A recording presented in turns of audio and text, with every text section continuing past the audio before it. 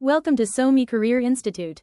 Today we'll explore how thermal energy affects our planet and leads to global warming. When sitting near a heat source, darker clothes absorb more infrared radiation, making you feel hotter. Earth absorbs sunlight and emits infrared radiation. Gases like carbon dioxide trap this heat, warming the planet, a process known as the greenhouse effect.